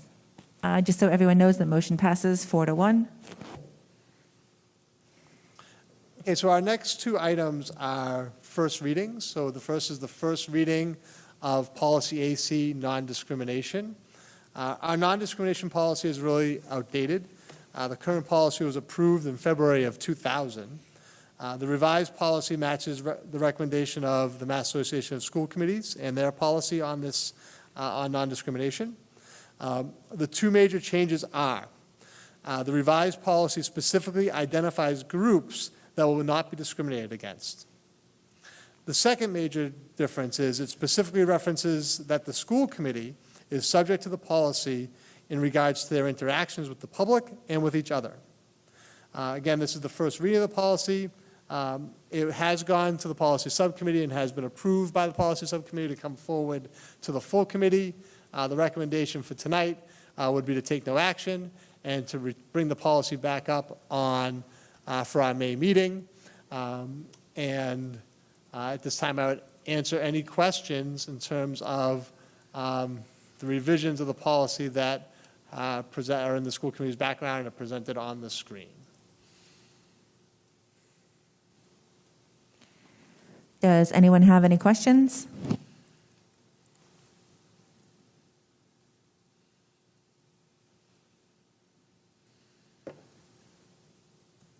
Nope. Okay? Okay. So then we will bring this back to review again at our May meeting. Thank you. The second policy that we want to look at tonight also has gone to the policy subcommittee, has been approved to move forward to the entire committee for a first reading. This is the policy of student involvement and decision-making. This policy is also outdated and was last approved and updated by the school committee in February of 2001. The revised policy matches the recommendation by the Mass Association of School Committees. The policy develops a 5-member student advisory committee that would meet at least bi-monthly with a subcommittee of the school committee to discuss issues related to the school. The 5-member student advisory committee would select a chair and vice chair who would serve for the period of 1 year as ex officio non-voting members of the school committee. This policy was revised after reviewing the Mass policy and then some policies from a few other school districts. Again, this is the first reading of the policy, and the recommendation this evening is that we not take any action. Just a little more background on this. So there's a couple of changes here that this would do for the committee. First of all, it would create this student advisory committee, and in May, when we reorganize, we'd actually develop a new subcommittee, and we would select a couple members of the school committee to be on the subcommittee who would meet with this student advisory committee from students from the middle high school at least bi-monthly. And then that 5-member student advisory committee would select a chair and a vice chair that would, in essence, attend all of our meetings. So not both of them. I think the concept, our thought process would be that one of the two of them would attend each meeting, and similar to what Jay Peters has been doing, kind of give a student council update, but then would also actually sit as a member of the committee and have the opportunity to weigh in on all issues before the committee and give their input and their thoughts based on their meetings with the policy subcommittee and based upon their meetings with each other, with their student representatives. So to give the students a little more involvement in the decision-making of the school. We did something like this in the past for a little bit. We had a member of the student council who was an active member of the board, who sat with the board for each meeting, and, a non-voting member. And it's something we're looking to bring back. And we had not necessarily implemented all the pieces of that policy prior, and that would be the recommendation, that we look to do this next year. So I'll open it up to any questions on the possible policy revision. Does anybody have any questions regarding that policy? I think it's great. I personally am very excited about this opportunity for our students and for our committee. I think it will be great for us to have their voice as we're discussing issues as a committee. I think student representation is extremely important, so I am very excited about this particular policy. So thank you for presenting both of those, Scott. And we will, like I said, we'll bring them both back in May for review.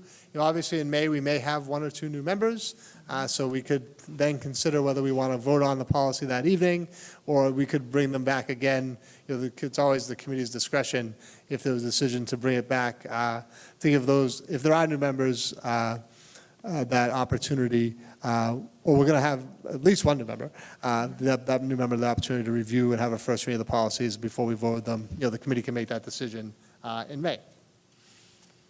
Great. Thank you. Moving on to review of superintendent's goals, if that's okay with everybody. Yes, please. So as part of the evaluation process, I am in the first year of a 2-year self-directed growth plan. At this point in the process, the committee has to review and vote a rating on my progress in achieving my goals, which were approved by the committee in September. The ratings for each goal are either not met, progressing towards meeting the goal, or met. Into the background, I've linked my goals and a brief summary and supporting evidence for each of the goals. So I think my recommendation is that we kind of take each goal one at a time, and then give the opportunity to ask me any questions about the goals or thoughts or comments before they move forward for a vote on each individual goal for a rating. So any questions on the process?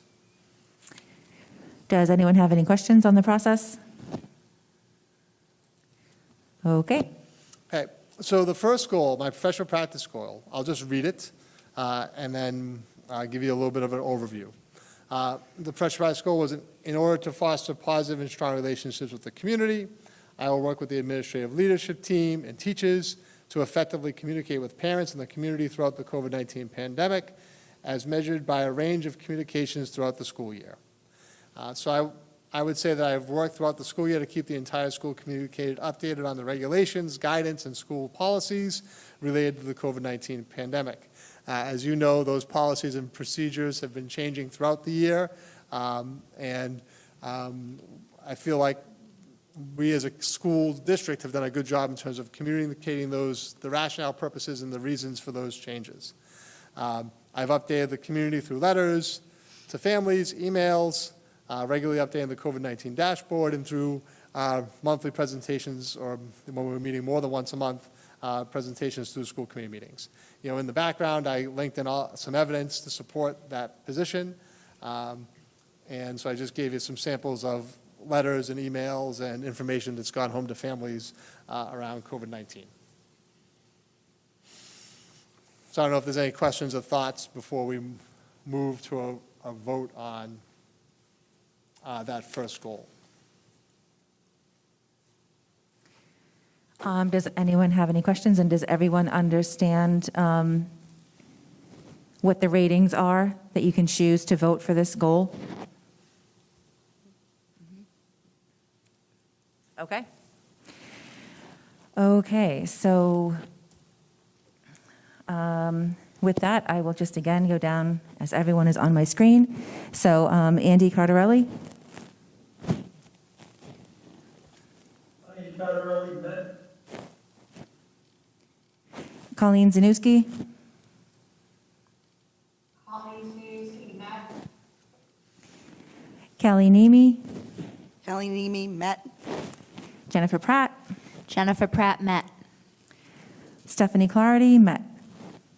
Okay, thank you. The second goal was in order to improve and increase curriculum offerings at the middle high school, I will work with the administrative team and teachers in development, funding, and implementation of Pathways programs as measured by a review of course enrollments, new course offerings, a student of surveys enrolled in Pathways courses.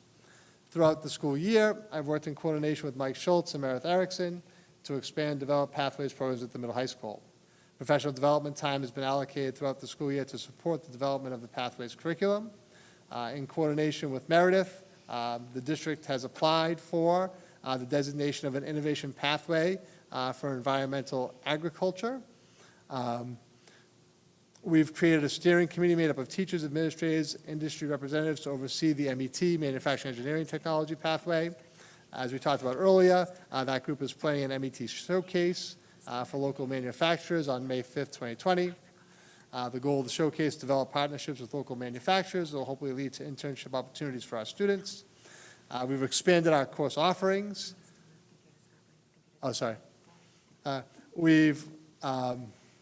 We've expanded our course offerings and electives for students across all pathways.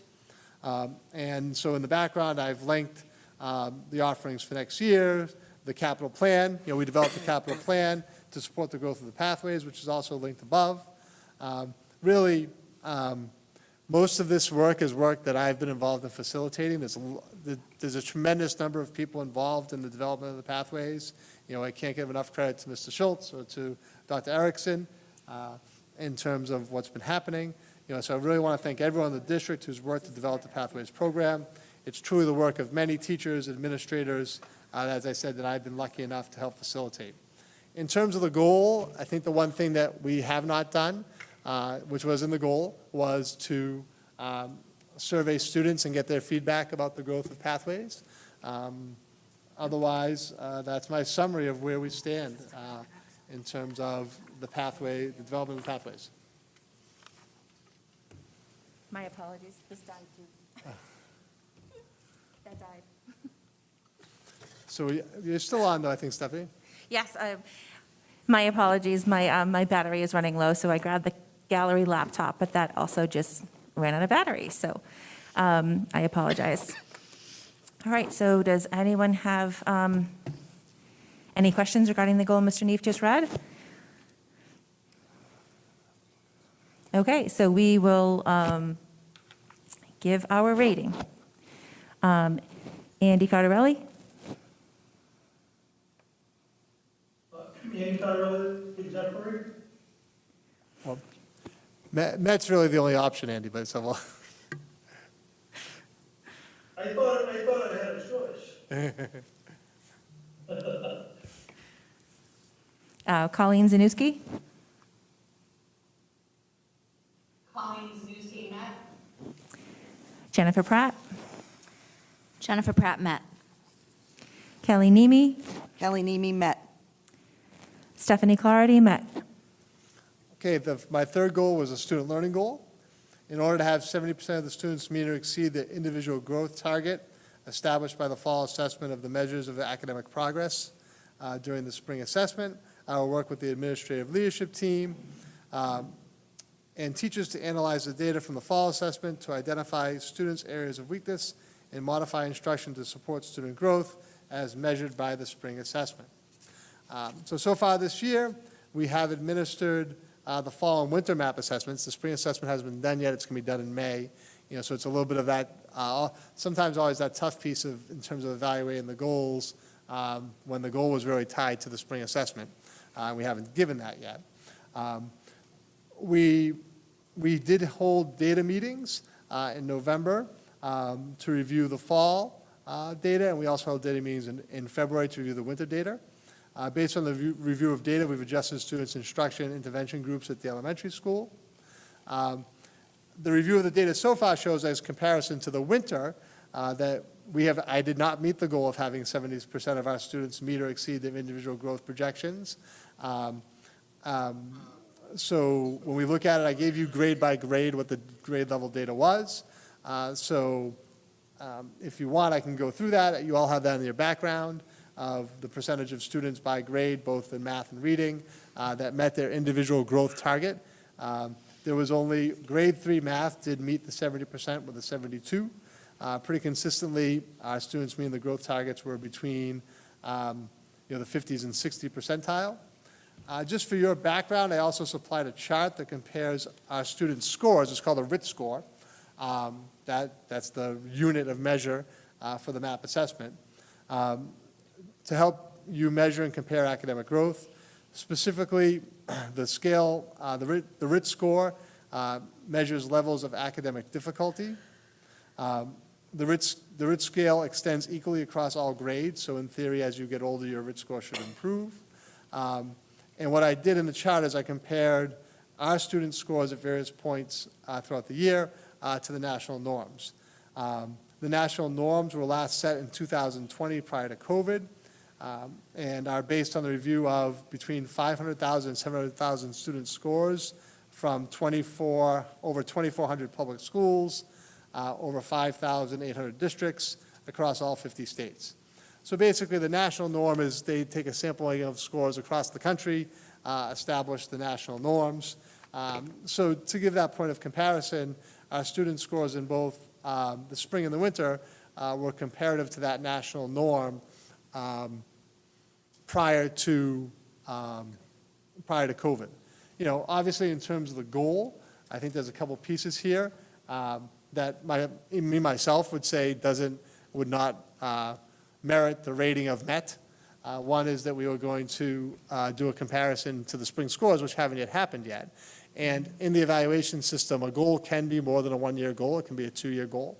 And then the reality, you know, we set a lofty target of having 70% of our students meet their growth target, and the numbers, at least in the winter assessment, don't show that. So for those two reasons, I would recommend a rating of lower than met for the goal. But this is, you know, obviously this is work that we're doing and that we're going to continue to do in terms of making sure that we're filling students, assisting students in that recovery in terms of their instructional growth, and just always working with students to make sure that they're growing in the best way possible. So that's kind of my summary of the data, and we'll turn it back to the committee for their thoughts or questions. Thank you very much, Scott. Does anyone have any questions before we move to a rating?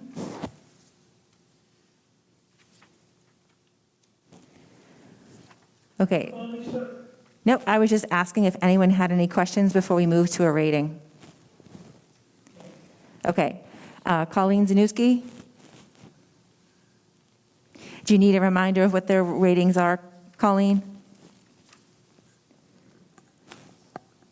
Scott, can you just say what the ratings are again?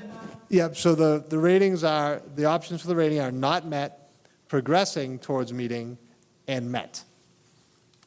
I mean, I think this is a product of the environment that we are in and that we are trying to get out from under, that we've been discussing. And I would say we are in a state of progressing on this goal. Thank you. Andy Cardarelli? Andy Carver, progressing. Jennifer Pratt? Jennifer Pratt, progressing. Kelly Nemi? Kelly Nemi, progressing. Stephanie Clarity, progressing. Thank you, Scott. All right, thank you.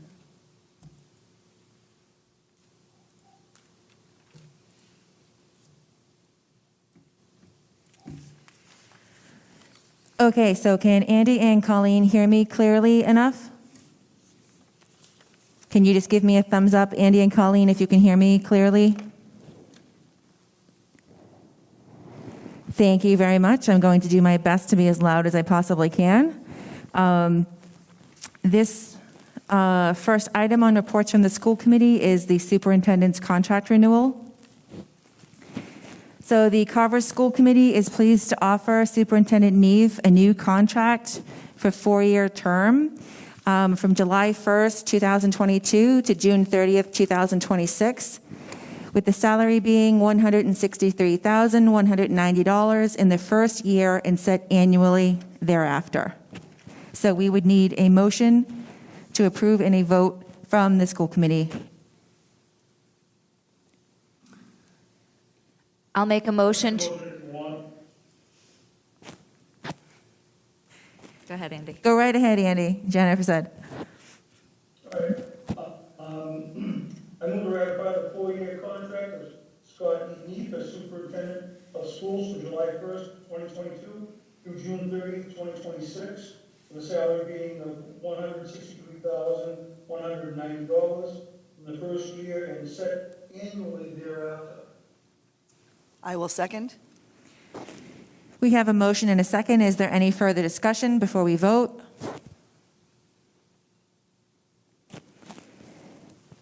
Okay, so Colleen Zanussi, Colleen Zanuski, aye. Andy Cardarelli, Andy Carver, aye.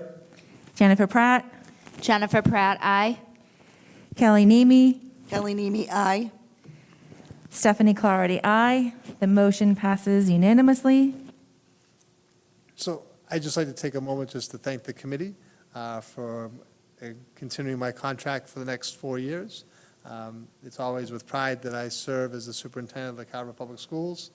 You know, I've worked in the district for, I know I bring out that history piece all the time, but I've worked for the district for completing my 29th year as a teacher and administrator in the Carver Public Schools. It's the only place I've worked, and I've always appreciated the opportunity to be here and the opportunity that I have to work with an outstanding community, outstanding administrators, and outstanding staff. And I just view myself to be very lucky to have those opportunities, and I thank you for being able to continue that work. We thank you as well for your commitment and your dedication to our students, our staff, our community. We appreciate your efforts. Does anyone have any other comments? Okay, if not, we will move on to reports from the school committee. I know Andy would like to speak. Would you like to go first, Andy?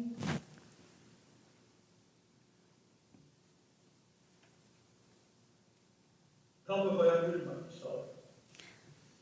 I have a little statement here. Hopefully you can stay with me for a moment. Just my thoughts. You guys would allow me one last time.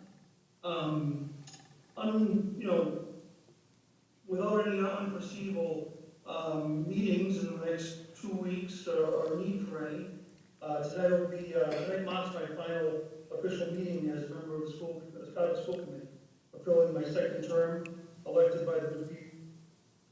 I'm sorry that I can't be alive with you all tonight. It was my goal to be there, but because of a few health issues that you know about, leaving me immobile for right now, and hopefully that'll be reversed soon.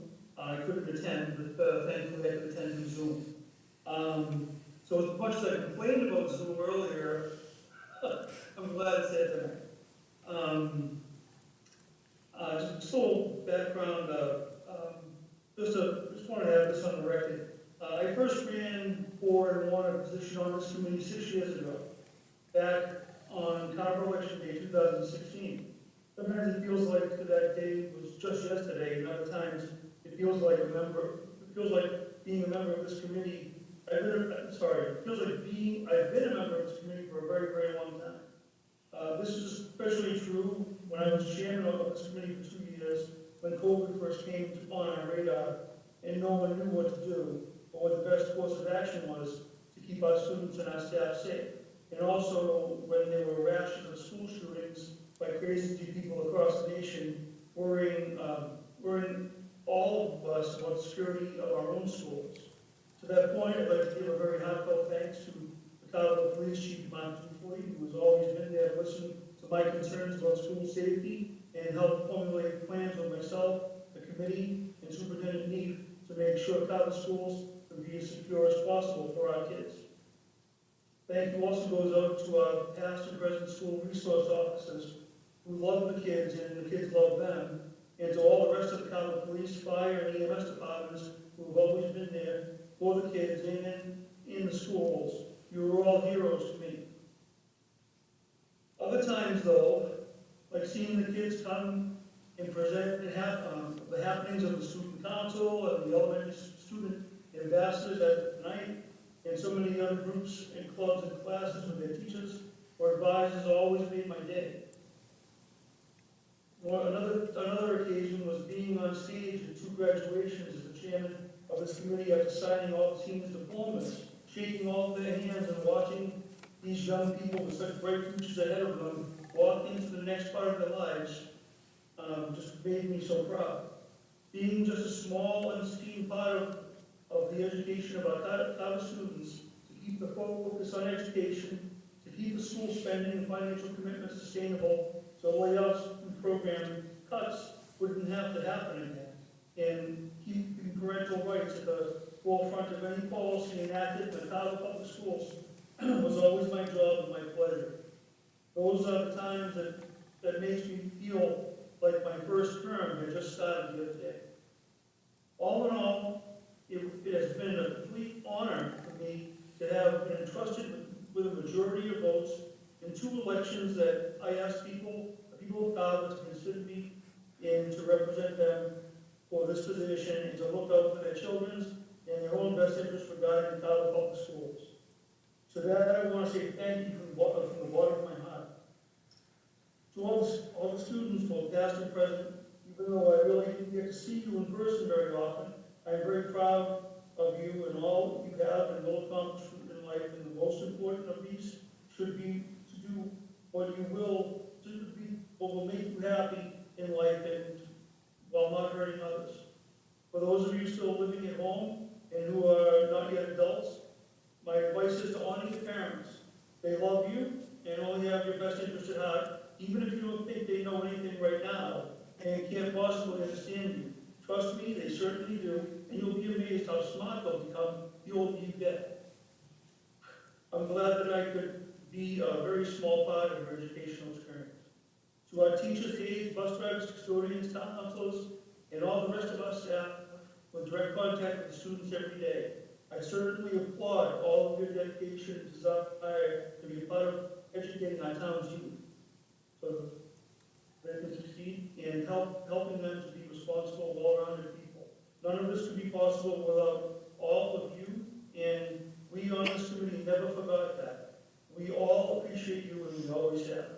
To Superintendent Neef, Ron, Gina, Meredith, Principals Myassis and Schultz, and all their staff and all the rest of the public school administration, both present and past, you are all the non-stop team working behind the scenes to make school here in Carver as interesting and fun as it could be, and who make special events for kids actually special. It's all of you who are steeped in any one of 100 issues, problems, and tasks and requirements that must be fulfilled every day to pave the way for our teachers to do their jobs and the children to succeed in their educational career, and without whom these schools wouldn't run as smoothly as they do, and this committee wouldn't be as well informed as it is. Thank you for your commitment and your professionalism and your respect for all of our parents and their children. The Superintendent Neef in particular, Scott, got elevated in his position to superintendent the very same year I became part of this committee. And that year, we faced a $1.2 million shortfall because, in all honesty, because of bad decisions and practices of previous administrations. I predicted this shortfall coming from the Carver Finance Committee, which I spent several years watching the numbers prior to my election in 2016. It was one thing to see it on paper, but it was actually quite another trying to figure out how to fix something, trying to fix it with something else.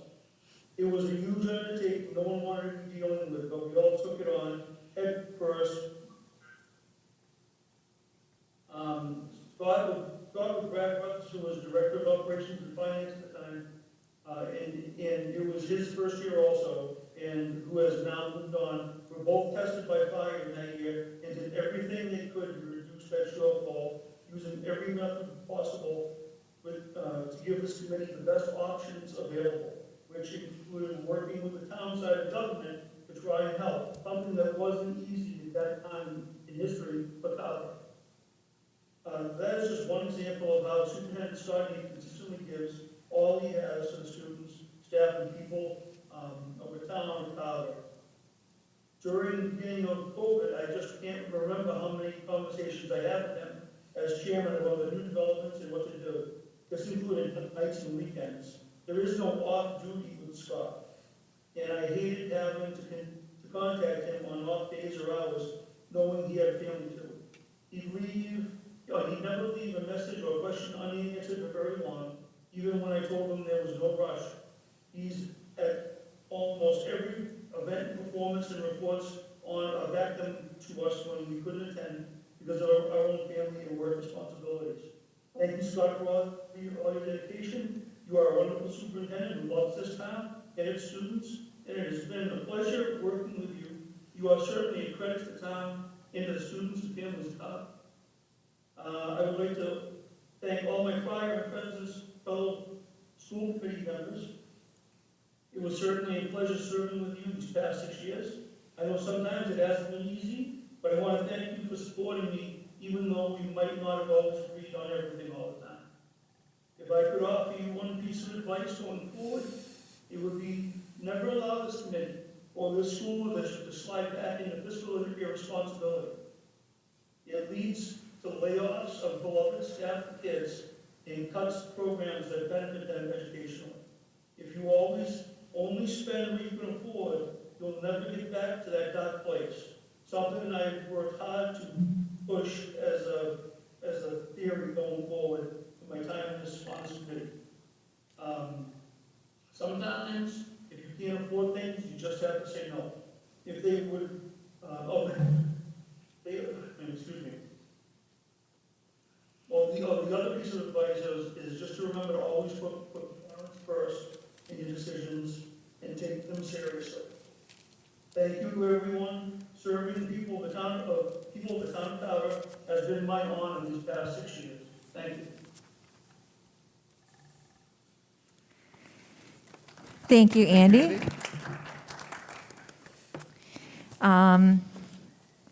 Is there anyone that has anything they would like to say? Next, Jen?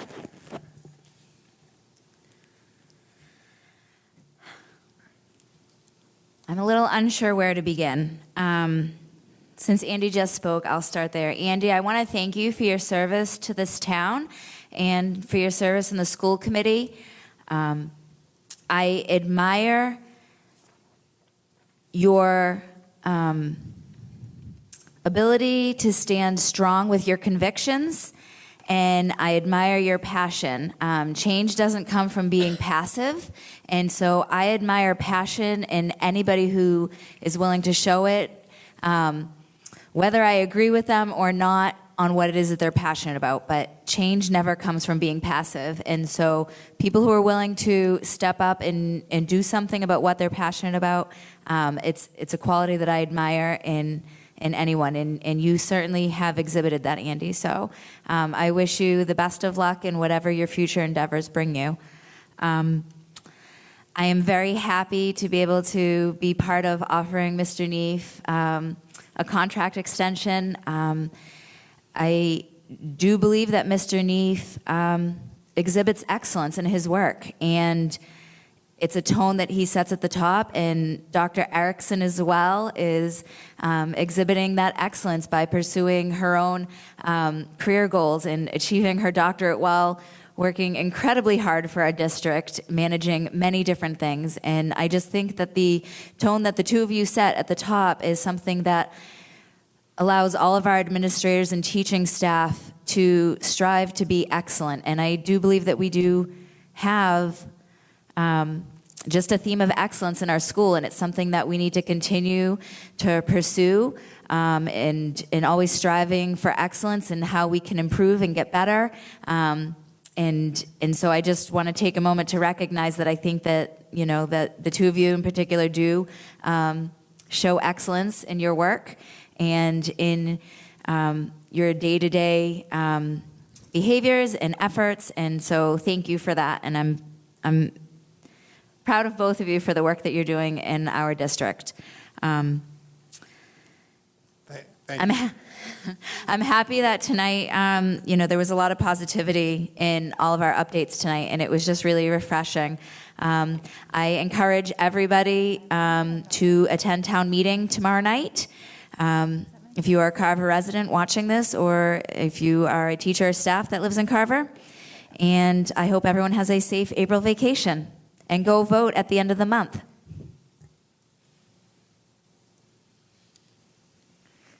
Excellent. Thank you, Jen. Is there anyone else that would like to speak? Excuse me, Colleen, I will. sorry. No, Colleen, you go first. Colleen, I was good. I know, Stephanie, you're on your phone for the Zoom now. So Colleen was raising her hand. Okay.